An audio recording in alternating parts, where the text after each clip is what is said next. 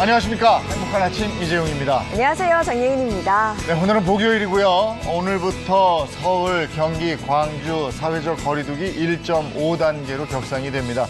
이 소식 포함해서 우리 주변에 어떤 일이 일어났는지 이슈로 한번 풀어보겠습니다. 네, 그에 앞서 오늘 날씨 소식부터 전해드리겠습니다. 현재 전국적으로 천둥, 번개를 동반한 매우 강한 비가 내리고 있습니다. 이 비뿐만 아니라요, 무척 강한 바람도 몰아치고 있는데요.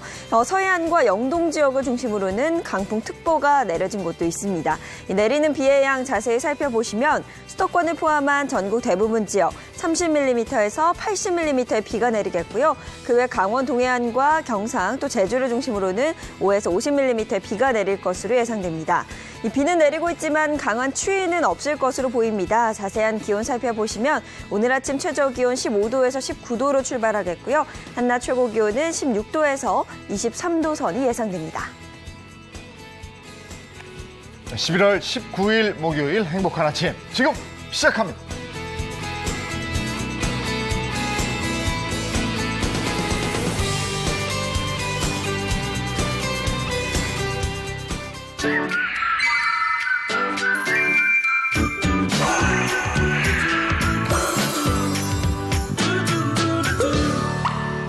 서울, 논산, 춘천 네. 이 도시의 공통점이 뭔지 아십니까? 뭐예요? 여기가 복합 문화 공간이 있는 도시라고 그래요. 그러니까 한 공간 안에서 먹고, 네. 놀고, 쉬고 모두 가능한 게 이 복합 문화 공간인데요. 그 특별한 공간이 부산에도 생긴다고 합니다. 어떤 곳인지 함께 확인해 볼까요?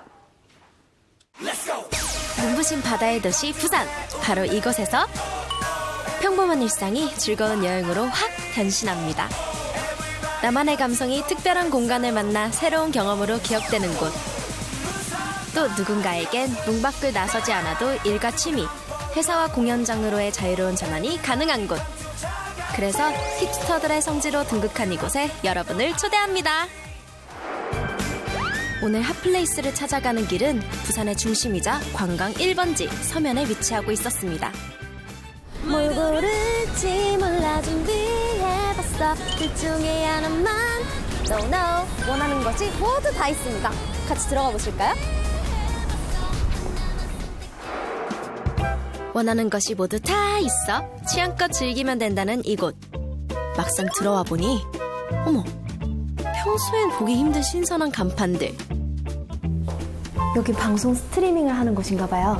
제가 한번 들어가 볼게요. 아무도 없을 줄 알았는데 무슨 소리가 들리더라고요. 지금 방송 중이신 것 같은데. 좀 기다려볼까 하다가 궁금한 마음에 문부터 두드리고 말았는데요. 안녕하세요. 안녕하세요. 안녕하세요. 네. 여러분, 이분 누군지 아세요? 안녕하세요. 에그 박사입니다. 1인 미디어 구독자가 36만. 유황걸 잡았습니다. 곤충과 동물의 자연중심 콘텐츠를 만들며 많은 사랑을 받고 있죠. 친구들 힘이 엄청 쓴 야생 장수. 네, 여러분들 안녕하세요. 저는 바로 자연교육, 예능형 자연교육 콘텐츠를 만들고 있는 에그 박사라고 합니다. 실제로 보니까 너무너무 신기해요. 여기서 지금 뭐 하고 계셨던 거예요? 자, 이곳은 이제 스트리밍을 할 수 있는 공간인데 저는 이제 영상을 보면서 더빙 작업을 또 하고 있었어요. 옆에 보면은 이거 엄청 좋은 마이크가 또 있어가지고 와. 자, 이렇게 말씀드리니까 제가 또 무슨 홍보대사가 근데 저도 살짝 홀깃 하는데요. 왠지 저도 여기서 하면은 최고의 가 될 수 있을 것만. 그 아이디 채널 있으신가요? 아니, 없습니다. 여기서 시작하시면 그래 볼까요? 제가 그러면 100만 유튜버가 되는 날까지 제가 여기서 열심히 한번 해보겠습니다. 네, 저도 100만 빨리 따라가겠습니다. 에그 박사님 화이팅! 자, 스코리가 솔직히 요즘 누구나 가슴에 1인 미디어에 대한 꿈은 하나씩 있지 않습니까? 이곳에 오면 방송 스트리밍부터 편집할 수 있는 고사양 장비까지 다 사용할 수 있다고 합니다. 크리에이터들을 위해 마련된 공간이기 때문에 다양한 컨셉을 소화할 수 있는 스튜디오도 마음껏 골라 사용할 수 있다고 해요. 우와. 저도 이 기회를 놓칠 수가 없더라고요. 여기가 딱 뷰티캠을 찍을 수 있는 곳이네요. 컨셉을 어떻게 잡아야 될지 딱 감이 오는데요. 그래서 도전하려 했는데 조명이 너무 좋아서인지 저도 모르게 셀카만 잔뜩 찍었더라고요. 그래도 이 정도면 괜찮지 않나요? 그래도 잘 모르겠다 하시는 분은 바로 여기! 다양한 교육 클래스를 운영하는 아카데미 공간입니다. 벌써 많은 사람들이 알고 찾아왔더라고요. 하지만 뭐니 해도 이곳의 꽃은 바로 이 숙박시설이라 할 수 있죠. 원래 숙박할 때는 지역이 제일 중요하거든요. 그리고 두 번째는 시설. 근데 여기는 모든 걸 갖췄으면서 인스타 핫플 역할까지 해내는 것 같아요. 유명 작가와 협업한 커스텀 룸부터 재밌는 캐릭터 룸까지 카메라를 어디다 둬도 해시태그 빵빵하게 걸어 SNS에 올릴 자랑거리. 그중에서 인기 급상승 중인 곳이 바로 이 방이라고 합니다. 눈치 빠르신 분들은 아시겠죠? 와, 여기가 바로 어묵탕 방인데요. 부산의 명물 뭔지 아시죠? 어묵입니다. 여기 완전 인스타 핫플 방인데요? 여기 친구들이랑 완전 다시 오고 싶어요. 너무 귀여워. 이날 사진을 얼마나 많이 찍었는지 집에 와서 찾아보곤 깜짝 놀랐어요. 그리고 이곳에는 호텔식 룸도 마련되어 있었는데요. 코로나19 시대 전 객실 위생은 철저하게 관리하고 있는 건 물론입니다. 그래서 여러 사람이 함께 쓰는 쉐어룸도 마음 편히 이용하실 수 있다고 하네요. 잠잘 곳도 마련했다면 이제 본격적으로 즐겨볼 시간이죠. 이날 마침 방구석 슈즈 컨벤션이 열리고 있었는데요. 세상에 단 하나뿐인 신발, 커스텀 슈즈라고도 하죠. 이곳에서 직접 만들어 볼 수 있대요. 내 손으로 한 땀 한 땀 제작하는 나만의 운동화. 명품은 이런 걸 명품이라고 하는 거죠. 오늘 실시하는 방구석 슈즈 컨벤션 행사 또한 슈즈 커스텀을 주제로 한 전시, 체험, 공연을 결합한 문화 행사입니다. 전국에 있는 신발 애호가들이 모여 커스텀 슈즈에 대한 토크쇼도 한창이었는데요. 요 업템포 제품이 진짜 예전부터 신발 제작으로 유명세를 떨쳤던 부산. 이제 슈즈 문화 중심지로서의 면모를 자랑합니다. 10명의 작가들이 이 한 공간에 모여서 이제 코로나 때문에 이렇게 성대하게 컨벤션을 열지는 못하지만 그 라이브 방송으로 이제 작가들의 작품과 그리고 유명 유튜버를 초대해가지고 신발에 대한 이야기를 좀 풀어나갈 수 있는. 널 사랑해 시간이 흘러도 여러분들 소리 한번 질러주세요. 이렇게 놀기 좋은 공간이 가득한 이곳이 알고 보면 일을 하는데 더할 나위 없이 좋다고 하는데요. 이것은 회원 전용 공간이래요. 제가 한번 들어가 볼게요. 회원 전용이라니까 더 궁금하시죠? 사실 이곳은 지역 청년 창업가를 위해 단순 공간 제공을 넘어 법률과 투자 유치 지원으로 사업의 저변을 넓힐 수 있게 돕는다고 해요. 서울에 있는 유명 투자자들이나 이런 미팅 기회도 직접 제공을 하고, 그다음에 투자 유치에 필요한 어떤 스킬이나 재무제표를 만들고 그런 부분들도 직접 이렇게 센터에서 교육을 하는 부분이 저희한테 실질적으로 크게 도움이 되고요. 그래서 저희가 입주 3개월 만에 지금 20억 정도의 추가 투자도 유치가 된 상태이고. 이제 마지막으로 찾아온 곳은 히든 플레이스인 루프탑. 밖으로 나가기엔 고민이 많은 요즘 건물 안에서 힐링하기 딱 좋은 장소죠. 부산 출신 웹툰 작가들의 작품도 전시되어 있어서 산책 겸 한 바퀴 둘러본 뒤 야경을 보는 것도 이 공간을 즐기는 방법입니다. 루프탑에 올라오니까 가슴이 확 트이는 게 도심 속의 소음까지도 기분 좋게 느껴져요. 여기서 하루만 더 머물고 싶은데 부산은 딱 이곳이네요. 명소가 참 많은 부산. 그래도 조금 색다르고 특별한 곳을 찾는다면 놀고 먹고 즐기고 경험할 것 가득한 여기 어떠세요? 네, 한 공간에서 모든 것이 이루어지는 복합 문화 공간. 근데 저거 한번 맛들리면요. 너무 편하죠. 그렇죠. 네. 우리 이제 면역력에 대한 얘기 요즘에 많이 하지 않습니까? 근데 면역력에서 가장 중요한 것 중에 하나가 체온을 유지하는 것, 네. 또 체온을 1도 정도 올리는 것, 이런 것들이라고 그래요. 그러니까 체온이 우리가 1도 정도가 떨어지면요, 우리의 면역력의 30%를 잃는다고 그러고, 네. 체온이 1도 정도 올라가면 우리 면역력이 5배에서 6배 정도 증강된다고 합니다. 네, 그래서 그럴 때일수록 속을 좀 든든하게 채우는 게 중요하잖아요. 제가 요즘 고기를 참 많이 먹고 있는데 이제 고기에 대한 이야기를 좀 나눠볼까 합니다. 맛도 좋고 가격도 착한 고기를 즐기는 사람들을 함께 만나보시죠. 선홍색과 하얀색이 환상적으로 어우러진 이것은 남녀노소 불문하고 인기 좋은 쇠고기입니다. 요즘같이 찬바람 불 때 더 많이 생각나실 텐데요. 하지만 비싼 몸값에 자주 맛볼 수는 없었다고요?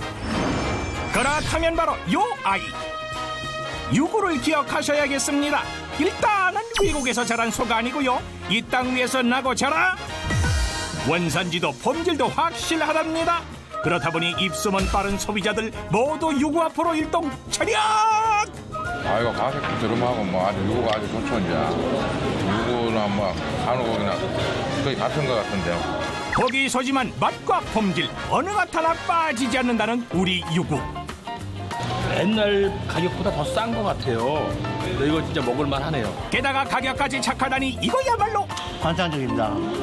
알뜰 주부님들에겐 희소식 환절기 유구 밥상 공개합니다. 지난 7일 서울시 중구에선 이색적인 행사가 열렸습니다. 자, 그럼 지금부터 유구 요리 대회를 시작하겠습니다. 국내산 쇠고기 유구를 이용해 다양한 요리를 선보이려 하는데요. 그래서인지 선택한 부위도 조리법도 모두 제각각입니다. 여러 번 연습을 하면서 다양한 고기 종류도 알게 되고 맛을 보면서 유구에 대해 더 관심이 가고.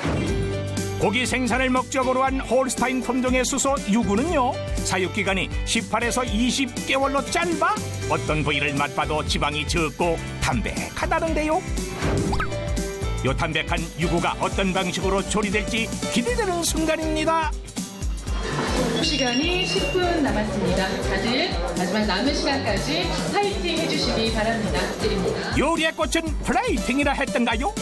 새빨갛기만 했던 유구가 이렇게 새롭게 변신. 대회 종료와 함께 심사가 일사천리로 진행됩니다. 축하 부탁드립니다. 이날 가장 많은 주목을 받았던 유구 요리는 바로 요리대회 대상은 저지방 고단백 유구 머핀을 만드신 김지원님입니다. 여러분 큰 박수 부탁드립니다. 잘 익은 유구가 콕콕 박힌 유구 머핀입니다.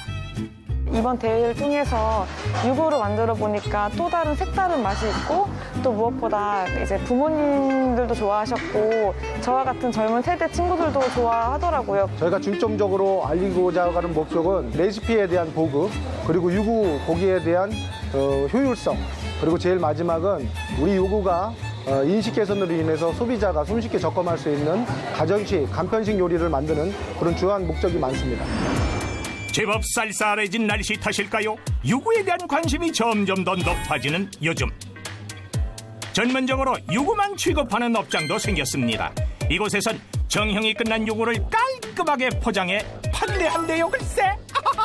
네, 정육 편의점이죠. 저희는 정육 편의점인데 일단 간단하게 포장이 돼 있기 때문에 와서 패킹만 뜯어서 간단하게 요리하셔서 드시기에도요. 주부들이나 아니면 뭐 가정주부들이나 아니면 일반 혼자 사시는 분들이 간단하게 드시기 굉장히 좋죠. 간편한 데다 가격까지 좋으니 알뜰 주부님들도 멀리서 찾아오신답니다. 구워 먹는 거는 네. 등심이 날까요? 안심이 날까요? 안심이 좋고요. 저희 매장에서 안심이랑 치맛살은 굉장히 인기가 많습니다. 유구는요, 사육 기간이 짧아서 지방 함량이 적어서요, 어르신들이나 아이들이 드시기에도요 좋으실 것 같고. 미술 도슨트를 듣는 듯 유구 도슨트가 현장에서 이루어집니다. 이렇게 3개로 주시면 될 것 같아요. 유구 앞에선 꽁꽁 봉쇄해놨던 지갑도 활짝 열리네요. 네, 자주 오는 편이에요. 드셔보면 알겠다시피 되게 육질이 부드럽고 연해서 저희 집에 아기가 있고 엄마가 있어서 드시기 참 좋아요. 유구를 이용해 환절기 면역을 챙긴다는 알뜰 주부님. 이 댁에선 어떤 방식으로 유구를 섭취할까요? 밀푀유 나베라고요. 날씨가 추워지잖아요. 따끈한 국물 생각이 나가지고 뜨끈한 고기 국물이면 주위에 꽁꽁 얼어붙었던 몸이 사르르르르르 녹는건 당연지사. 하지만 문제는 식재료 시장 가서 뭐 좀 사왔다 하면 몇만원 나오는 거는 1도 아니에요. 유구로 환절기 면역을 챙기는 일, 정말 가능성 있는 얘기일까요? 쇠고기는 양질의 필수 아미노산이 균형되게 풍부하게 들어있을 뿐만이 아니라 무기질과 비타민 등의 각종 영양소가 균형되게 들어있어서 완전한 식품으로 섭취할 수 있습니다. 특히 성장기 어린이와 청소년, 그리고 빈혈이 있는 분들이나 임신 수유부, 또 고령자분들에게 적극 추천해드릴 수 있습니다. 양질의 영양소가 풍부하게 들어있어 환절기 건강식으로 손색이 없다는 말씀. 그래서일까요? 많이 해줘요, 엄마가. 비크라고. 그 어떤 보충제 못지않게 영양소가 풍부한 것 같죠? 이게 유구라서 성장하는 아이가 있으니까 이 레시피 말고도 다른 거 있나 검색도 해보고 추천도 받고 그래서 계속 여러 다양한 요리를 한번 해볼 생각입니다. 건강하게 잘 지낼 것 같아요, 우리 딸 덕분에. 요거를 자주 해줘서. 딸, 화이팅! 고마워. 경제적인 비용으로 가족들의 입맛과 건강을 함께 사로잡고 싶으신가요? 그렇다면 오늘 저녁 유구로 환절기 건강밥상을 준비해 보시는 건 어떨까요? 고기를 정말 다양한 요리로 즐길 수 있네요. 네. 이 고기 땡기는 날이 있어. 배고프네요. 자, 오늘 경제 얘기부터 시작하도록 하겠습니다. 오늘 우리 경제 꿀팁을 알려줄 경제 전문가 정철진 경제평론가입니다. 어서 오세요. 네, 안녕하십니까. 네, 반갑습니다. 네, 그리고 이호선 상담심리 전문가, 또 심리있는 엄빠 권용찬 씨도 소개합니다. 어서 오세요. 네, 좋은 아침입니다. 네, 반갑습니다. 자, 오늘은 어떤 경제 얘기를 나눌까요? 영상 먼저 보고 오겠습니다. 서울 강서구의 2,600세대 아파트. 1년 새 매매가가 3억 원 가까이 오르며 부동산 중개 수수료도 덩달아 뛰었습니다.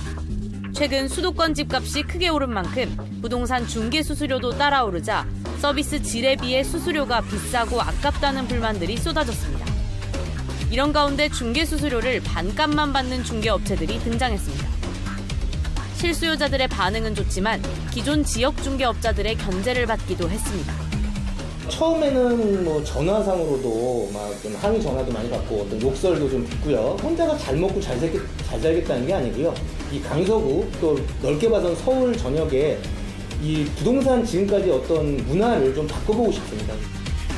기존 지역 부동산들의 이른바 가두리 영업이 심했던 인천 서구 청라동에서는 주민들이 직접 나서서 반값 중개업소를 차렸습니다. 반값으로 책정을 해서 주민들과 이 수수료에 대한 분쟁은 지금까지 단 한 건도 없었다. 중개업뿐만 아니라 좀 더 포괄적으로 세무, 법률까지도 서비스를 할 수 있도록. 실제로 올해 상반기 접수된 부동산 관련 상담 사례 중 중개 수수료 문제가 1위를 차지했습니다. 기존 공인중개업계도 할 말은 있습니다. 가격은 전반적으로 올랐지만 거래량이 많이 줄어들어 수익성이 오히려 떨어졌다는 겁니다. 집을 사고 파는 실수요자들의 불만과 중개업계 내부의 갈등을 해소할 묘책이 필요한 가운데 정부도 대책 마련에 고심 중인 상황. 결국 국민권익위원회가 중개보수의 적정요율에 대한 시민 의견을 수렴하기로 결정했습니다. 이게 퍼센트로 매겨지니까 집값이 오르면 덩달아서 부동산 중개 수수료가 올라가는 건데 네. 지금 집값이 많이 뛰었기 때문에 체감하는 건 상당해요. 그렇습니다. 이제 현재 우리나라의 부동산 수수료율은 네. 말씀하신 대로 서비스가 아니라 가격의 몇 %입니다. 네. 그러니까 전세 수수료도 그렇고 매매 수수료도 그런데 이제 문제는 구간별로 이제 요율은 좀 다르게 했거든요. 근데 이 수수료율 체계가 2000년에 시작이 됐고 좀 수정이 된 게 2015년. 근데 우리 기억을 해보시면 지금 2015년의 부동산 상황과 지금 그럼요. 상황이 완전히 다릅니다. 확 올랐지. 당시만 해도 고가주택 하면 이제 9억이면은 고가주택이었었고요. 서울의 평균 가격, 중위 가격은 뭐 7억이 될까 말까 했었는데 요즘은 서울의 중간값이 9억 원대지 않습니까? 맞아요. 그러니까 당시의 요율에서는 9억이 고가주택이다라고 해서 0.9% 이하에서 협의한다. 그러니까 최고가 810만 원이 나오는데 지금은 이제 서울에서는 이게 중간값이기 때문에 여기에 이용하는 국민들 소비자는 너무나 높다라는 걸 느낄 수밖에 지금 810만 원이라고 그러셨는데 9981 810만 원에요. 10이 붙잖아요. 그렇죠. 그러니까 81만 원이 더 세금 계산서 그렇죠. 써야 돼요. 네네. 저는 어제 그 주인이 나가라 그래가지고 어제 다시 계약했거든요.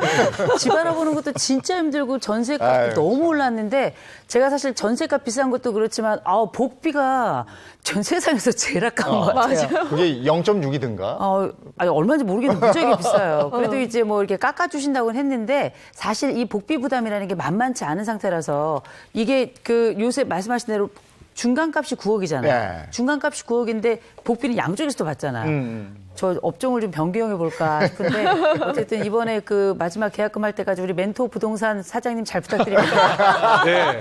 근데 이렇게 비싼 복비 피해서요, 이 부동산 직거래 쪽이 늘고 있습니다. 뭐 중고거래 플랫폼이나 부동산 직거래 플랫폼에서도요, 고가 아파트 비롯해서 요즘에 뭐 빌라 매물도 등장하고 있다는 거 여러분들 확인해 주셔야 됩니다. 그렇죠. 거기다가 서울 아파트 월세 양극화도 굉장히 심해졌다면서요. 그렇죠. 이제 전세난이 급격하게 되면서 전세를 월세로 전환하는 그런 움직임이 있는데요. 이 월세 상황에서 조금 특이한 측면이 발견되고 있습니다. 이른바 월세 양극화인데 뭐 한 달에 200만 원 이상 내는 이거 뭐 상위겠죠. 또 그 이하를 내는 그러니까 양쪽에 있어서 살펴보게 된다면 실질적으로 임대차 3법 시행 이후에 보면 그 고가 상위 10% 같은 경우에는 평균이 한 215만 원이었는데 240만 원으로 거의 10%가 넘게 오른 겁니다. 그러니까 고가 월세를 지급하겠다는 사람이 그만큼 더 많아졌다는 걸 볼 수가 있겠죠. 반면에 하위 90% 같은 경우에는 임대차 입법 이전이 62만 원에서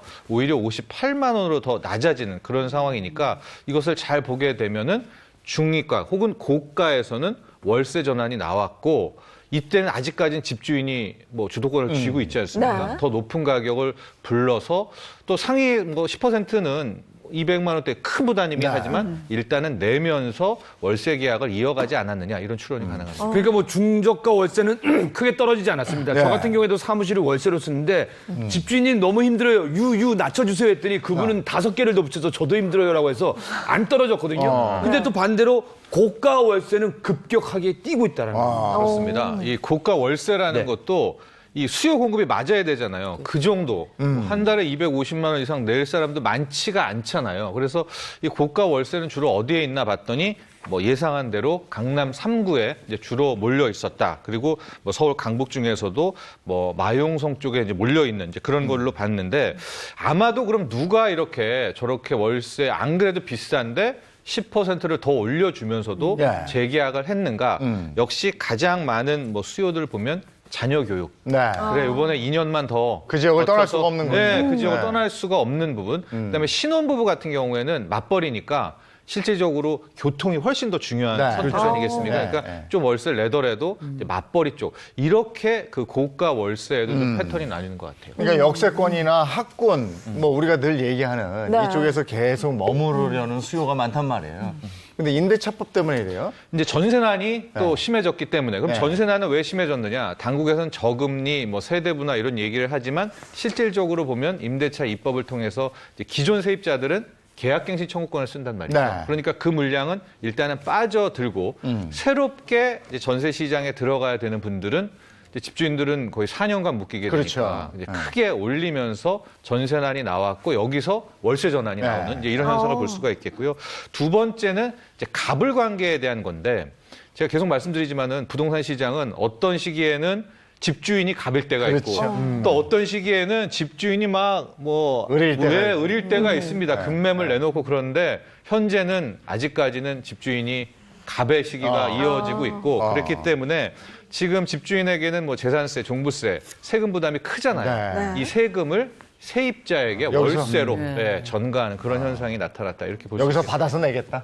그렇죠. 근데 여기다가 또 한 가지 문제가요. 이 서울에서 시작된 극심한 전세난이 전국적으로 확산되고 있다 이런 얘기 있어요? 그렇죠. 이제 전세라는 게 우리나라만의 아주 독특한 주거 문화입니다. 뭐 OECD 회원국 중에서도 전세 제도라는 게 이제 있는 나라는 거의 없어요. 근데 전세 우리 전국적으로 다 있죠. 근데 지금 전세난이 서울 수도권뿐만이 아니라 전국에서도 다 확산이 되고 있고 이렇게 되니까 지방은 전세 3억, 4억, 5억 이게 굉장히 비싼 고가 전세인데 그렇죠. 뭐 지방도 전세 4억, 5억이 심심치 않게 지금 나오고 있는 지방의 전세값이 굉장히 올랐어요. 아니 그런데 이게 같은 아파트에 같은 평형인데도 이게 신규냐 아니면은 그냥 갱신이냐에 따라서 전세값이 많게는 2배까지 차이가 난대요.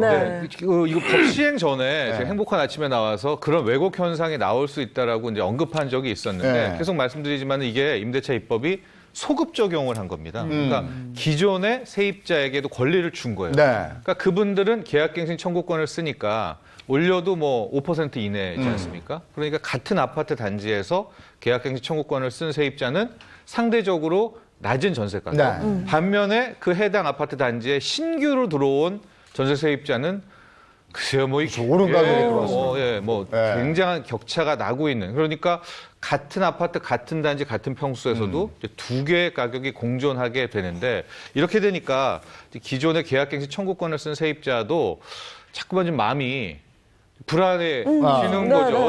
물론 2년이라는 시기 또 그 이상은 보장은 받았으나 자꾸 이게 신경이 쓰일 수밖에 그렇죠. 다음번에 갈 때 찾아야 되니까. 머리 아파지는 거죠. 근데 거기다가 지방에 있는 아파트 매매 가격도 그렇게 상승하고 있다면서요? 이건 이제 그 지방 전세 가격 오른 거하고 약간 원인과 괴를 같이 합니다. 왜 최근에 지방 아파트 가격이 오르고 있는가? 첫 번째 이유는 이제 전세 가격이 계속 오르니까 지방은 상대적으로 서울 수도권에 비해서 집값, 매매 가격은 낮지 않습니까? 아예 집을 사버리자라는 그래서 나는 이참에 그냥 집을 사자라는 매매 수요가 들어가면서 지방 아파트 가격이 올랐다라는 점. 두 번째는 지방 쪽에서는 비규제 지역이라고 해서 뭐 대출이라든가 세금이라든가 이런 규제를 안 받는 지역들이 좀 있습니다. 여기에는 상대적으로 매매가 쉽겠죠. 용이하겠죠. 풍선 효과라고 이렇게 맞습니다. 풍선 효과 때문에 지방 아파트 이제 매매 가격도 오르고 있는 그런 모습이 나오고 있습니다. 그 수도권 아파트 값도 지금 매매가가 상승하고 있잖아요. 근데 서울에서 이렇게 비싸게 전세, 월세 하느니 조금 외곽이라도 가서 사자. 이런 수요 때문인가요? 그렇죠. 이제 키 맞추기라는 표현도 많이 쓰는데 지금 요인은 키 맞추기보다는 서울에서 전세를 살았던 세입자분들이 전세 난도 그렇고 전세 가격도 상당히 올라가고 이게 이제 미래에 대한 불안도 상당 부분 있지 않습니까? 거주에. 그래서 그 가격으로 이제 수도권으로 나와서 아마 수도권 쪽에서 이제 상당 부분 매수에 나선 이제 그런 수요가 있어서 이제 참 당초에는 이 정도의 규제면 집값이 떨어지는 게 맞거든요. 하고 전 세계적인 추세도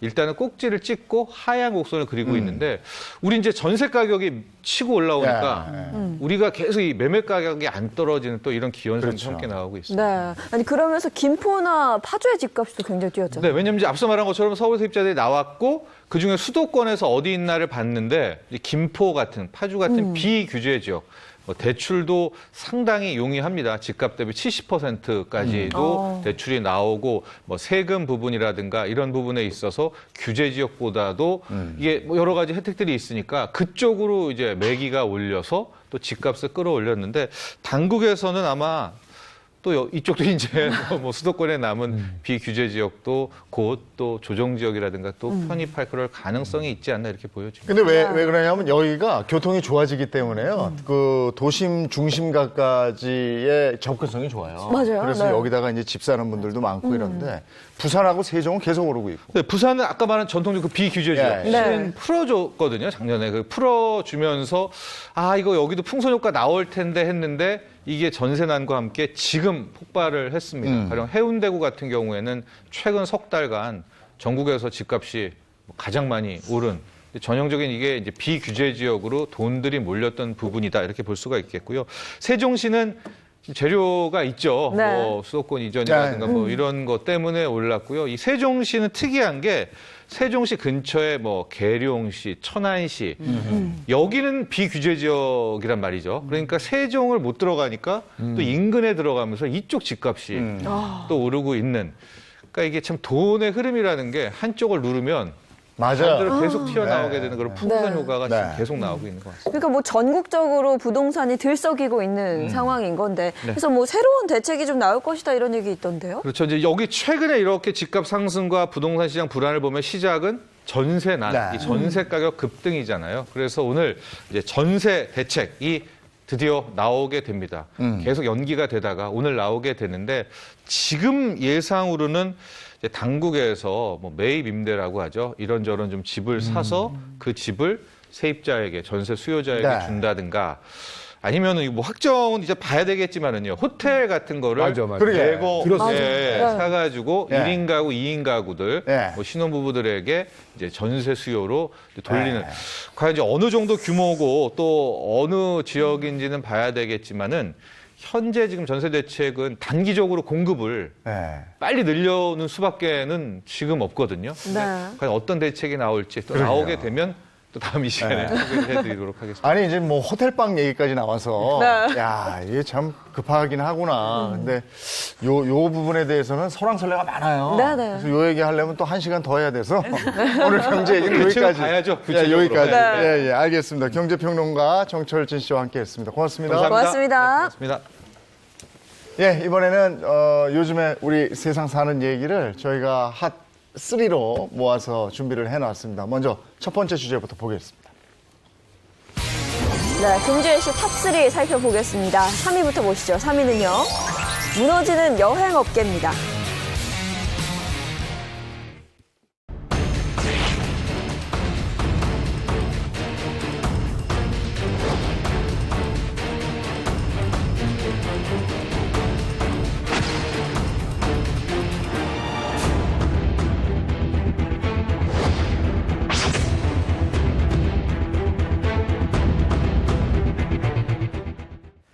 자, 여행업계 얘기 처음 시작을 하겠는데요. 네. 그 전에 고현준 시사평론가와 함께합니다. 어서 오세요. 어서 오세요. 네.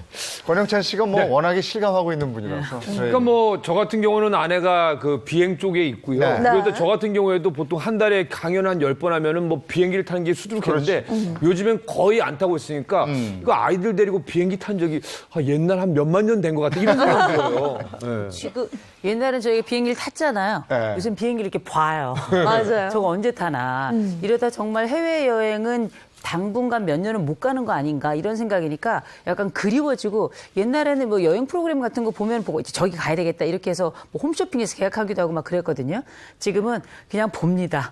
TV도 보고 비행기도 보고 보기만 하는 세상에 대해서 좀 안타까워요. 그러니까 그냥 언젠가는 가겠지 이런 생각을 하게 되는 것 같은데 여행 가는 사람이 줄어들다 보니까 당연히 자연스럽게 여행업계도 타격을 입고 있습니다. 여행업계 1위인 하나투어 무급휴직이 또 연장이 됐다면서요. 그러니까 여행업계 어렵다는 얘기는 우리가 뭐 일찌감치 들어왔습니다. 네. 그런데 이제 업계 1위인 하나투어마저도 이 무급휴직을 다시 연장한다라는 얘기가 들려온 거죠.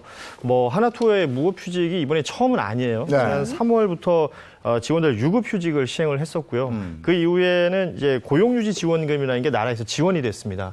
그래서 그 유지되는 상황이 있었는데 6월부터 무급휴직을 진행했었고 이번에 이제 연장을 하게 된 거예요. 네. 이렇게 되면 이제 직원분들은 임금 없이 휴직을 네. 해야 되는 상황이 된 건데, 그러니까 고용유지 지원금이 급여로 나왔던 시기가 끝났기 때문에 네. 이제는 뭐 정말 아무것도 받지 못하는 상황이 된 것이죠.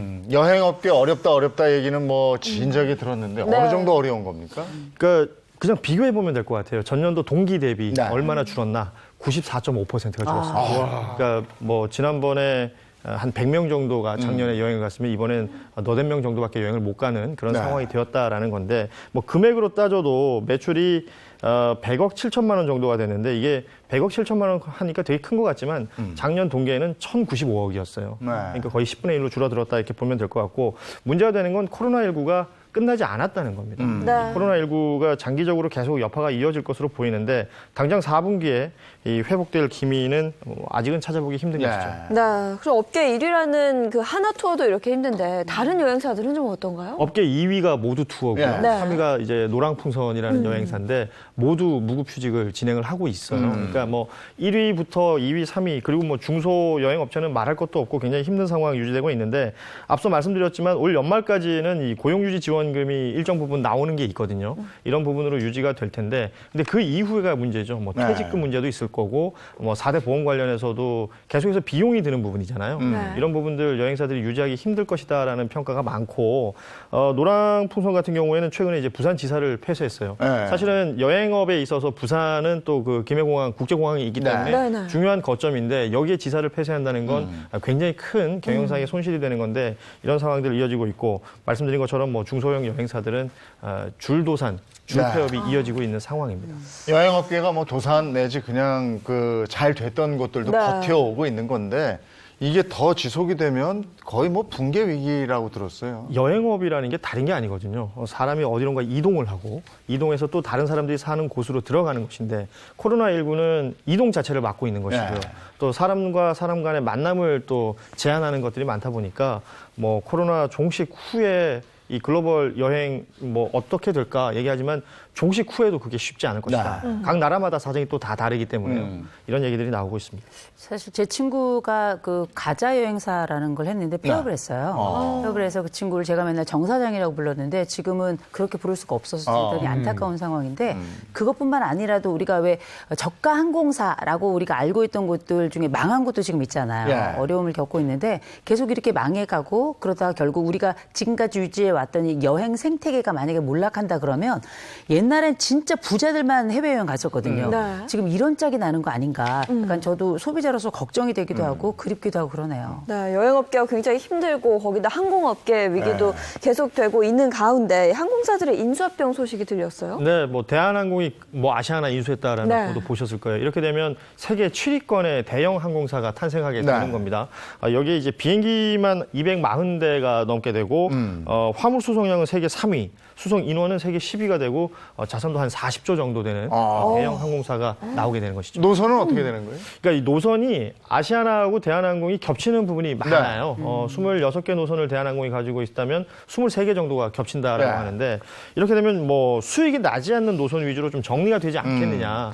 특히나 이제 중복 노선들 이런 부분들에 있어서 뭐 시간대별이나 뭐 약간 요일을 바꾼다든지 약간 변경 사항들이 있을 것 같고 노선 자체는 약간 줄 것 같은데 다만 이제 소비자들의 선택권은 오히려 좀 늘 수도 있다 이런 평가들이 나오고 있습니다. 네, 우려가 되는 부분이 있다면 독과점 문제가 아닐까 싶어요. 비행기 값이 오르는 게 아니냐 이런 걱정도 있거든요. 사실은 아시아나가 탄생한 지 한 30년 된 거거든요. 30년 전으로 돌아간다고 생각하시면 돼요. 대한항공만 우리나라 국적기가 있는 그런 상황이 되면 제일 걱정하는 게 이제 독과점이니까 가격 마음대로 책정하면 우리 어떡하나 소비자들의 걱정이 있는데 뭐 크게 걱정은 안 하셔도 될 것 같아요. 이 항공 특히 이제 국제항공의 운임은 협정이 맺어져 있어서 협정에 준수를 해야 되는 부분이 있고 또 정부 승인도 필요한 부분이 있기 때문에 무턱대고 가격 올리기는 쉽지 않을 것이다라는 설명이 있었고요.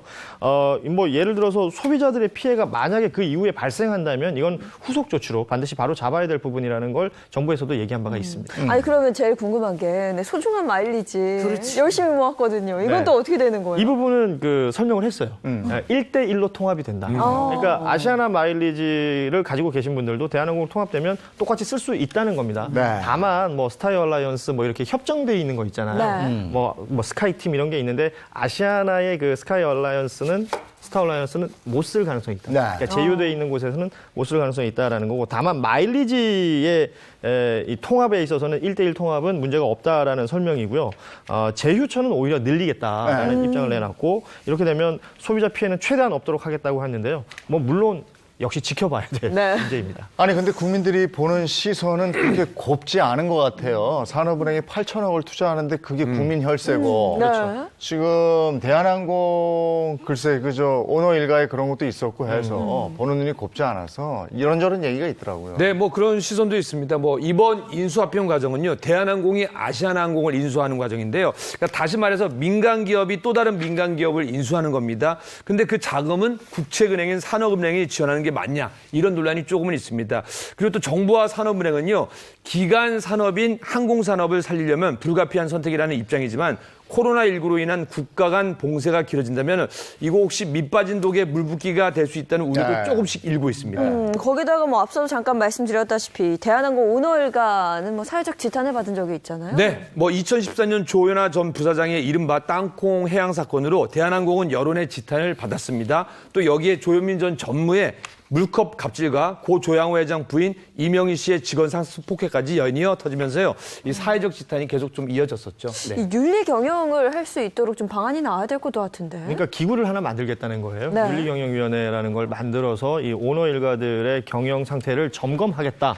만약에 오너가 갑질을 한다면 경영진 퇴진까지도 할 수 있는 어떤 조치를 취하겠다라는 설명이 있었던 것이고 또 이 계열 관련해서 뭐 여러 가지 회사들이 겹쳐져 있을 수 있으니까 그런 경영에는 최대한 참여하지 않겠다라는 걸 이 오너 일가가 뭐 이렇게 천명한 상황인데 이게 단순하게 이제 뭐 돈을 몰아주고 이 회사가 잘 되고 이런 걸 떠나가지고 우리 국민들이 바라보는 그 어떤 시선들이 있잖아요. 이 시선들도 분명히 좀 인식을 하고 있는 것 같습니다. 예. 지금 급하니까 얘기를 막 하겠는데 네. 잘 지켜질지. 그렇죠. 우리가 뭐 속담에도 있잖아. 화장실 들어갈 때 하고 나올 때 하고 다르다고. 네, 다를 수 있으니까요. 그게 변함 없어야 될 텐데 하는 네. 걱정이 또 있는 거거든요. 예. 자, 다음 주제로 넘어가겠습니다. 네, 금주의 이슈 탑3 이번엔 2위 보겠습니다. 2위는요. 자발적 비혼모란입니다.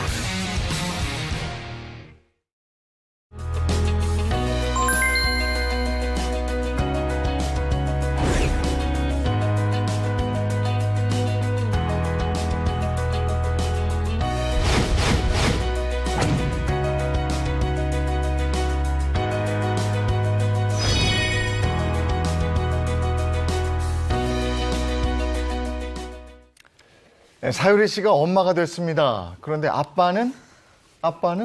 예. 우리의 기존 개념에서 좀 달라요. 네. 그래서 이런 것들이 이제 요즘에 여러 가지 얘기가 되고 있어요. 네, 그렇습니다. 뭐 사유리 씨는 우리나라에서도 인기가 굉장히 많은 방송인이었죠. 뭐 굉장히 4차원적인 여러 가지 모습 보여주면서 인기도 끌었었는데 사유리 씨가 이렇게 스스로가 이제 혼자 임신해야 되겠다라고 결심한 데는 그 이유가 있었다 그래요. 아이를 워낙 되게 좋아하고 아이를 갖고 싶은 마음이 있었는데 산부인과 가서 어느 날 검진을 했는데 자신의 난소 나이가 48세. 그러니까 자연스럽게 임신할 수 있는 시간이 얼마 남지 않았다라는 걸 이제 듣게 된 거죠. 그 이후에 이제 사유리 씨는 이렇게 정작 기증을 받아서 임신하는 것을 결심하게 됐는데 그 전에 보면 각종 방송에 나와서 본인의 지금 뭐 정자 기증받고자 하는 마음을 여러 번 피력한 적이 있었거든요. 네. 그래서 일본에서 이 정자 제공을 받아서 이제 임신을 하고 출산까지 한 건데요. 아이를 낳기 위해서 마음에도 없는 사람하고 급하게 결혼하고 급하게 또 이 출산하는 그런 과정을 겪고 싶지 않았다는 겁니다. 그러니까 사유리 씨의 이런 자발적 비혼마가 되는 길을 선택한 건데 뭐 여기에 대해서는 말씀하신 것처럼 굉장히 여러 가지 이야기가 나오고 있습니다. 네, 뭐 저 같은 경우에도 사유리 씨랑 몇 번 방송을 해봤는데 참 재밌습니다. 근데 사유리 씨의 선택에 누리꾼과 동료 연예인들도 축하 메시지를 많이 보내고 있습니다. 국내 누리꾼들은요, 엄마 사랑 가득 받는 아이로 잘 키웠으면 좋겠습니다. 응원하는 메시지도 있고요. 용기 있는 선택이라며 존중의 시선을 보내는 분들이 의외로 많았습니다. 또 사유리 씨와 친분이 있는 우리 이상민 씨, 송은희 씨, 샘 해밍턴을 비롯한 뭐 연예인들의 축하의 메시지도 많이 답보했습니다. 네, 사유리 씨 자신의 SNS를 좀 살펴보시면요. 지금까지는 내 위주로 살아왔지만 앞으로는 아들을 위해서 살겠다라고 밝혔고요. 이게 꿈일까 걱정이다라는 말이 들 정도로 정말 행복하다 이런 얘기를 하기도 했습니다. 근데 또 일각에서는 왜 한국에서 활동을 하면서 일본에서 아이를 낳았냐라고도 말씀하시는데 한국에서는 이게 안 되는 거잖아요. 안 된다는 표현보다 어렵다는 표현이 맞을 거예요. 굉장히 어렵습니다. 일각에서는 불법이다 뭐 이런 얘기도 하는데 불법이라는 표현은 좀 틀린 것 같고요. 네. 법이 다소 부족하다 이렇게 이해하시면 될 것 같아요. 지금 예전에는 이런 게 아예 법 규정 자체가 없었기 때문에 어떻게 이루어졌는지 알 수가 없지만 2005년에 이제 황우석 사태 이른바 황우석 사태 이후에 생명윤리에 관한 이 법률이 제정이 됐어요. 이 법률에 보면 이 정자 기증을 받을 수 있는 부분들이 뭐 불임이나 난임 부부들을 위한 형태에서는 있는데 있는데 네. 이 결혼을 하지 않은 사람, 배우자가 없는 사람에게 어떻게 되는지에 대해서는 뭐 일종의 강제 규정이 없습니다. 다만 배우자의 동의를 얻어야 한다라는 부분이 있는데 동의를 얻지 않으면 어떻게 되느냐에 대한 부분이 없기 때문에 다소간에 부족한 그 법률 부분이 있는 것이고요. 지금은 이제 산부인과라든지 의료기관에서의 어떤 각각의 그 체계가 있는데 거기서는 금지하고 있는 게 맞아요. 그러니까 산부인과에서는 이걸 할 수 있다라고 얘기할 수는 없는 부분이기 때문에 네. 사유리 씨 같은 경우에는 일본에 있는 정자은행에서 정자를 제공받아서 이렇게 임신을 하고 출산을 한 것이죠. 비혼 상태에서의 임신, 우리 사회가 이걸 바라보는 시선 어떻게 생각하세요? 엄마가 되려면 법 안에서만 엄마가 될 수 있는가? 그러니까 우리가 생각해 보면 엄마는 그냥 자연스러운 엄마고 법의 제재를 받지 않아야 되는데 지금 상황이 그렇지 않잖아요. 사유리 씨가 만약에 한국에 있었다, 한국인이었다, 어땠을까요?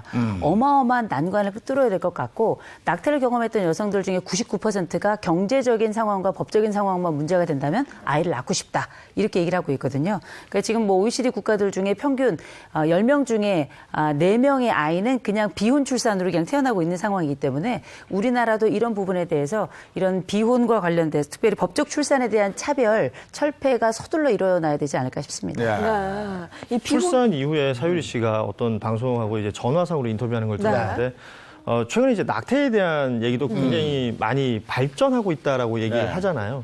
그 낙태에 대한 이야기는 하는데 왜 아이를 낳는 거 가지고는 이렇게 공론화 못 시키느냐 이런 문제 제기를 한 바가 있었는데 생명윤리법을 앞서도 말씀드렸지만 다소 부족한 부분이 있기 때문에 다시 제정해야 한다라는 의견들까지 나오고 있습니다. 참고적으로 말씀드리면 OECD 국가 중에서 공공정자은행이 없는 나라는 우리나라가 유일합니다.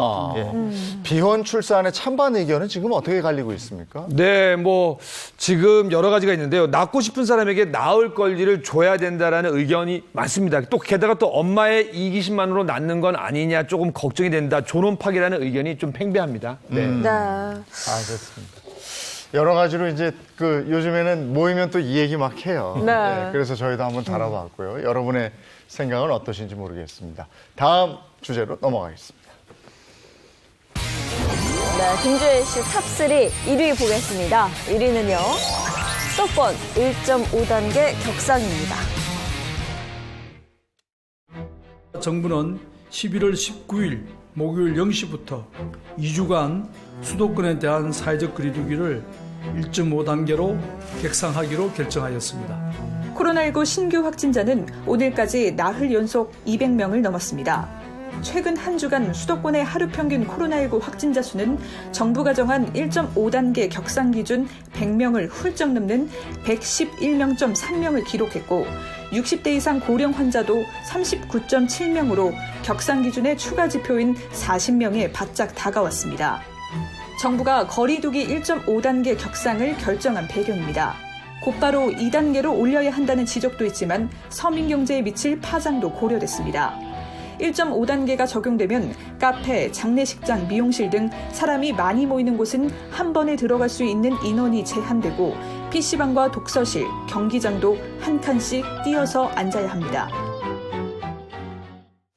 네, 오늘부터 사회적 거리두기가 1.5단계로 격상이 됐는데 그동안 일주일 넘게죠. 200명 이상 확진자가 나왔고 어제는 300명이 넘었단 말이에요. 그러니까 정말 조심해야 될 단계죠. 근데 제가 이제 방송을 하다 보니까 특히 민감하거든요. 네. 특히 우리 작가분들이 방송하기 전에 혹시 어디에 갔다 왔는지 일일이 다 체크를 하는데 네. 저 같은 경우에는 뭐 마스크 쓰는 거에서부터 참 주의하고 조심하고 있는 편입니다. 근데 주위에서 보면은 막 함부로 막 다니는 경우도 사실 많이 봤는데 또 소상공인 입장에서 보면 이제 또 살만한데 이것 때문에 또 불편하지 않을까 수입이 줄지않을까 벌써부터 걱정이더라고요.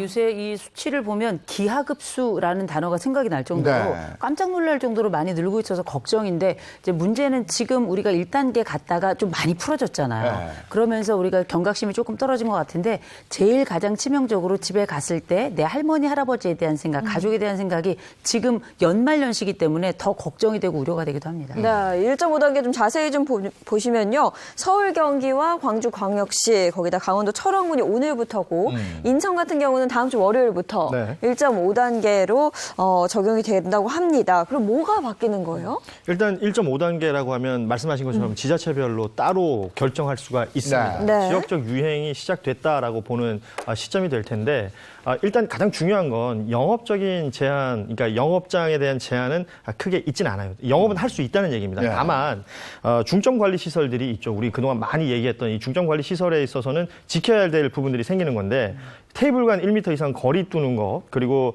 칸막이 하는 것, 가림막 설치하는 것, 이런 것들 반드시 준수해야 되는 거고요. 또 클럽에서 뭐 춤추기나 이런 고위험 활동으로 규정되어 있는 것들은 금지가 되는 부분들이 있습니다. 그러면 연말이잖아. 네. 모이면 어떻게 해요? 이게 이 모임에 대해서도 규정이 딱 나와 있는 게 있습니다. 일단은 참여 인원이 500명을 초과하는 이런 행사들 같은 경우에는 이제 단체에서 관에다 신고를 하고 핵심 방역 수칙을 지킨다면 개최할 수는 있어요. 다만 고위험군, 고위험 활동이라고 말할 수 있는 거, 뭐 구호를 외친다든지 노래를 크게 부른다든지 소위 말해서 비말이 튈 수 있는 그런 사람들의 모임 있죠. 뭐 집회가 있을 수도 있고 여러 가지 뭐 대규모 콘서트나 뭐 축제 이런 것들이 있을 수 있는데 이거는 100명 미만으로 인원이 제한이 됩니다. 그러면 재택근무 같은 경우는 다시 시작되는 거예요? 일단 공공기관은 적정 비율로 이제 재택근무해야 한다 이렇게 나와 있는데 이게 3분의 1 정도 얘기하는 겁니다. 그리고 점심시간 같은 경우에는 시차를 두어서 점심시간을 주고 사람들 많이 모이는 어떤 상황들을 방지하자라는 건데 공공기관의 같은 경우 그런 거고요. 민간기업은 여기에 비슷한 수준으로 해달라라는 권고 수준을 1.5단계에서는 할 수 있는 거죠. 아니 이게 또 저 학부모 입장에서는 가끔 학교가 또 걱정이란 그렇죠. 말이에요. 네. 지금 근데 잘 관리하지 않으면 이게 2단계로 갈 수도 있는 거잖아요. 그렇습니다. 전문가들은 지금 2단계 격상 필요하다, 선제적 조치가 필요하다라는 얘기를 많이 하고 있죠. 지금 300명이 넘는 이 확진자가 나왔고 2주간의 평균 확진자 수를 세워서 이게 뭐 서울 수도권 같은 경우에 100명 이상이면 단계 올리고 이런 것들이 기준이 있어요. 네. 이 기준이 있는데 그만큼 이게 지금 확산 속도가 빠르다는 거예요. 전문가들은 미리 좀 선제적인 조치를 할 필요가 있다라고 하는데 앞서 1단계에서는 영업장들에 대한 제한이 없다고 했는데 2단계가 되면 이 영업장 제한이 생겨요. 영업을 할 수 없는 곳들이 생기기 때문에 우리가 항상 겹치는 두 가지 개념이 있죠. 방역과 경제. 지금은 방역에 더 힘을 써야 된다라는 게 이 전문가들, 방역 전문가들의 이야기인데 또 정부 입장에서는 이 경제 활동을 또 너무 위축시키면 이 또한 서민들이 힘들어지기 때문에 이 부분에 대해서는 계속 논의가 진행되고 있는 것으로 전해지고 있습니다. 네, 개인 방역 부분도 말씀하셨는데 굉장히 중요한 부분인데요. 지난 13일부터 마스크 의무화도 시작이 됐습니다. 마스크를 안 쓰면 과태료를 물겠다라고 했는데 과연 잘 지켜지고 있는지 그 현장을 보고 오겠습니다. 마스크 착용 의무화 시행 첫날 아침 출근길. 마스크를 쓰지 않고 자전거 타는 남성을 단속반이 쫓아갑니다. 출근 인파가 몰리는 지하철역입니다. 대부분 마스크를 제대로 착용하고 있습니다. 서울시 직원들이 마스크 단속에 대한 안내문을 배포하며 홍보하지만 아직 단속 시기와 과태료 10만 원에 대해 모르는 사람도 적지 않습니다. 언론에 이렇게 보도되는 거 보긴 봤는데 구체적으로 액수나 이런 거 잘 몰랐는데 오늘부터 시행된다고 하는 거는 이제 처음 알았어요, 지금. 점심시간 식당가를 돌아봤습니다. 음식을 먹기 전까진 마스크를 쓰고 있지 않으면 단속 대상인데 이를 지키지 않는 손님들이 눈에 띕니다. 규정에 맞지 않은 마스크를 착용한 식당 직원도 역시 단속 대상입니다. 이 마스크는 안 되고요. 비말 차단할 수 있는 테이프 90도랑 80 이런 마스크 착용하지 이건 인정이 안 돼요. 과태료는 단속반의 지시를 따르지 않을 경우 부과됩니다. 시민들의 자발적인 참여가 더 필요해 보입니다. 아니 물론 대부분 다 잘 지키고 계세요. 근데 일부 이제 저 편의에 의해서 비말 차단용이 아니고 이렇게 입을 이렇게 가리고 있는 그런 게 있어서 그런 부분은 아직 좀 더 지켜야 될 부분이 있네요. 그러니까 사람들한테 물어보면 나는 잘 지킨다라는 건데 보면은 보건적인 기준에 맞게 잘 지키냐 안 지키냐인데 사실은 저는 초등학교 아이가 유치원 10살, 7살인데 아이들은요 너무 잘 지켜요. 선생님이 하라는 대로. 근데 문제는 곳곳에 있는 몇몇 어른들이 안 지키는 거 보니까 사실은 좀 지키셔야죠. 그럼요. 10만 원이에요.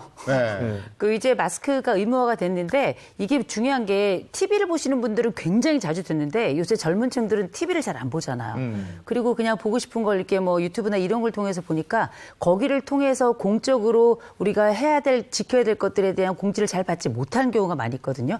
꼭 쓰셔야 됩니다. 게다가 또 제가 보니까 SNS 메시지 보니까요. 마스크 안 쓴 사람을 신고하면은 포상금을 주는 지자체가 있다더라. 여기도 나오는데 고윤 전문가 어디예요 그게? 네, 이거 가짜 뉴스입니다. 가짜예요? 일단 네. 저도 들었어요. 저도 네. 어디 자주 가는 식당을 갔는데 그 주인분이 그러시는 거예요. 마스크 안 쓰면 3만 원씩 지금 파파라치들이 돌아다닌다.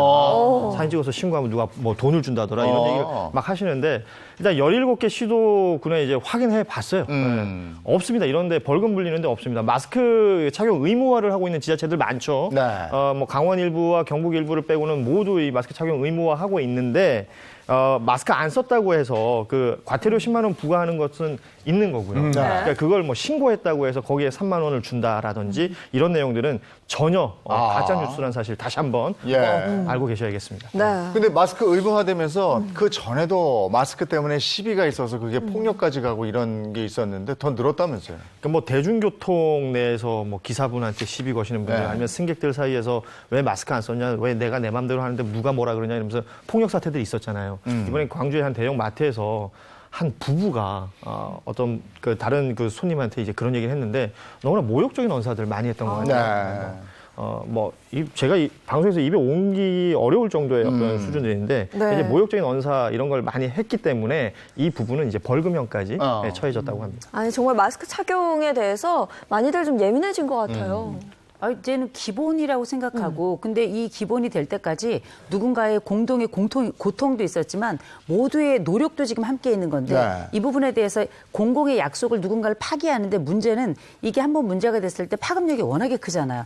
그러면 모두가 함께 했던 이 공든탑이 무너져 버리게 되고 내가 가지고 있던 내가 했던 그 고통과 노력의 시간들도 다 수포가 되는 거기 때문에 화가 날 수밖에 없는 거고요. 그리고 이거는 공공의 보건에 관련된 거잖아요. 예민해야 하고 예민할 수밖에 없는 주제인 거죠. 네. 게다가 올해 초에 마스크 못 사서 줄 서서 기다리고 생각하고 맞아요. 꼭 끼세요. 네. 그리고 아직까지는 지금 뭐 백신이 개발됐다, 곧 시판이 된다 이런 얘기가 있지만 아직까지는 마스크만한 백신이 없는 거거든요. 그래서 이건 꼭 착용을 하셔야 되는 거고. 백신 얘기 좀 해볼까요? 화이자가 오늘도 그 아침 뉴스에 좀 나오던데 95% 이런 얘기까지 나오고. 그러니까 앞서 지난주에 제가 아마 이 시간에 전해드렸던 것 같은데 네. 화이자가 이제 뭐 90% 넘는 어떤 그 성공률, 그 효과가 있는 백신을 3상 실험했다까지가 있었고 오늘 나온 보도는 3상 실험까지 마쳤다는 보도가 나왔어요. 그리고 화이자 외에도 모더나라는 이 제약회사에서도 94.5% 육박하는 예방률을 발표한 바가 있습니다. 그러니까 이게 백신을 실험할 때 어떻게 하냐면 일부 사람들을 모아놓고 어떤 사람에게는 백신을 접종하고 어떤 사람에게는 가짜약을 줍니다. 플라시보 효과라 그러잖아요. 어떤 약인지 알려주지 않고 나서 모두 접종한 다음에 감염이 되고 나서 얼마나 예방률이 있는가를 보는 건데 여기에서 이제 90%가 넘는 성공률들이 있다라는 게 화이자나 모더나 이런 제약회사들의 발표였거든요. 그러니까 모더나가 94.5%에 육박하는 예방률을 발표하고 나서 화이자는 오늘 3상 실험까지 끝났다고 하니까 이 백신이 나올 것에 대한 기대는 계속 커지고 있는 거죠. 네, 근데 궁금한 게 파이자 같은 경우는 영하 70도에서 보관해야 된다 해서 보관이 좀 어렵다라고 들었는데 모더나는 좀 어때요? 모더나는 보관 방법이 조금은 더 편한 것 같아요. 일반 그 의료용 냉장고에서 보관을 하면 최대 30일까지 안정적인 상태로 유지할 수 있다 그러거든요. 앞서 전해드렸던 것처럼 영하 70도짜리 어떤 시스템을 만들기 위해서는 또 돈도 들고 시간도 걸릴 텐데 이런 부분들에 있어서는 조금 유리해진 부분이 있는 것 같습니다. 자, 어쨌든 이제 백신이 나왔다는 거고 문제는 내가 맞을 수 있어야 되거든요. 그렇죠. 근데 이게 대량 생산은 가능한 건지 모르겠어요. 지금 얘기하고 있는 화이자나 모더나 같은 경우에는 이게 뭐 리보핵산 방식이라고 해서 조금 그 공정이 까다로운 공정이라 그래요. 그러니까 대량 생산을 하기까지는 뭐 기술력을 확보해야 되는 부분도 있고 시설을 잘 만들어야 되는 부분도 있고 한 제약회사에서 전 세계에 뭐 보급할 수 있을 정도로 많은 양을 만들긴 어려워요. 그렇기 때문에 위탁 생산이라는 방법을 택하는데 위탁 생산을 전 세계에서 가장 잘하는 나라 중에 하나가 우리나라거든요. 그래서 우리나라에서도 이 시설을 갖추어야지만 위탁 생산이라고 해서 단순하게 생산만 하는 게 아니라 기술력도 있어야 되고 거기에 대한 이해도 있어야 되기 때문에 이런 부분들을 제조 기술을 잘 알아야 되고 또 그걸 실제로 생산할 수 있는 능력치를 갖추는 시간이 필요할 거고 그러다 보면 이제 대량 생산에 대한 제한은 어느 정도 있죠. 그렇기 때문에 다양한 제약회사에서 어떤 형태로든 효능 있는 백신들이 더 많이 나와야 한다라는 목소리들이 있습니다. 근데 우리나라가 이 백신 확보에 좀 뒤처지는 것 같다 이런 얘기도 좀 나오던데요? 그러니까 뭐 안전성 확보한 다음에 이 백신 확보하겠다 이런 얘기들을 이제 전해드린 바가 있었는데 지금 한 60% 정도 되는 우리 국민들에게 네. 접종할 수 있는 양을 확보하겠다 이렇게 밝힌 바가 있습니다. 이미 한 20% 정도의 국민에게 접종할 양은 미리 확보가 돼 있는 상태인데 그 외에 이 필요한 만큼 또 노력을 하겠다, 구매를 위해서 노력을 하겠다라는 게 정부의 입장입니다. 네. 근데 우리가 이제 그런 확보하기 위해서 지금 파이저하고 모더나에서는 나왔다고 했는데 그렇죠. 그 외 다른 제약사하고도 다 계약을 했을 거 아니에요. 그렇습니다. 근데 이런 제약사들이 백신 개발에 실패했다. 그럼 그 돈은 다 날리는 겁니까? 날리는 거죠. 네, 지금 그만큼 절박한 마음으로 뭐 지금 미국에 있는 제약회사뿐만 아니라 유럽에 있는 곳들, 뭐 중국에 있는 곳들 다양한 곳에서 지금 백신을 개발하고 있잖아요. 우리가 이제 봤을 때 가능성이 있고 그 위탁 생산을 우리나라에 와서 하게 되면 그것만으로도 일부를 먼저 확보할 수 있는 좀 장점이 있거든요. 이런 것들 때문에 다양한 계약을 하고 있는데 여기에 이제 선수금을 주지만 만약에 뭐 문제가 생겨서 이 돈을 못 받더라도 우리는 미리미리 지금 좀 확보하겠다는 의미에서 지금 이런 상황이 지금 진행이 되고 있습니다. 그게 비용이 어느 정도나 되는 거예요? 일단 우리가 맞을 때 얼마가 드느냐 이게 네. 또 중요한 건데 앞서 말씀드렸던 화이자하고 모더나 경우를 좀 설명을 해드릴게요. 그러니까 모더나 백신이 화이자 백신보다는 한 2배 정도 비싸다고 합니다. 네. 지난 8월에 모더나에서 백신 가격을 1회 투여분 우리 돈으로 한 3만 5천에서 4만 원 정도라고 얘기를 했고요. 화이자는 1회 투여분이 한 2만 1천 원 정도 되는 건데 이게 한 번 맞고 끝나는 게 아니거든요. 화이자는 3주에 처음 접종하고 3주 있다가 맞아야 되고 모더나는 4주 있다가 또 맞아야 되는 이런 상황이니까 1회 접종 비용이 그렇다는 걸 좀 참고하시면 될 것 같습니다.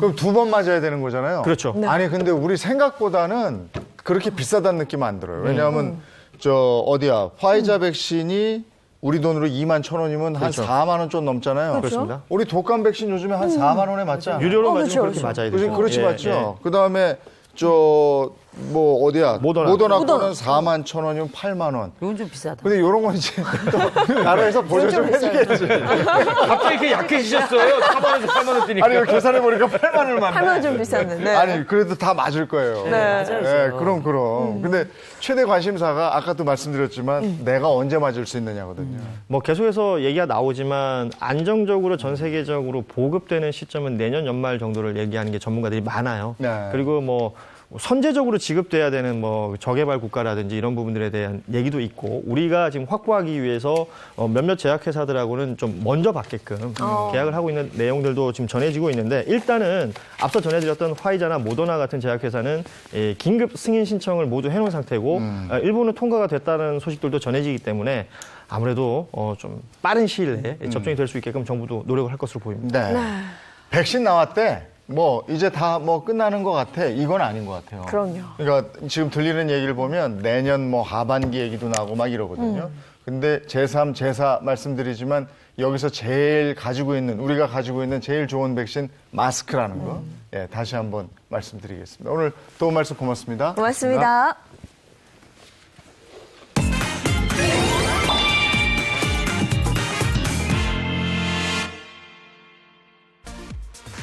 어제 아주 특별한 결의대회가 열렸는데요. 바로 농협에서 열린 유통혁신실천 결의대회입니다. 이 대회에서 농협은 4대 추진 전략을 발표했는데 이 4대 전략에는 스마트한 농축산물 생산 유통 환경 조성, 도소매 사업의 온라인 전환 등의 내용이 담겼습니다. 농식품부와 국회 농식품위 관계자, 농축협 조합장 등이 참석한 이번 행사에서 이성희 농협중앙회장은 농업인이 존경받는 100년 농협을 농축산물 유통 대변화로 시작하겠다고 말했습니다. 야, 무슨 가을비가 여름철 장맛비처럼 막 내리고 있습니다. 새벽에는 천둥번개 소리 들리고. 네, 아마 오늘 하루 종일 비가 굉장히 많이 내릴 걸로 보이니까요. 뭐 교통안전, 보행자 안전 다 조심하시기 바랍니다. 좋은 하루 보내시고요. 저희는 내일 아침 8시 더욱 알찬 내용으로 돌아오겠습니다. 네, 행복한 아침, 행복한 하루 되십시오. 고맙습니다. 고맙습니다.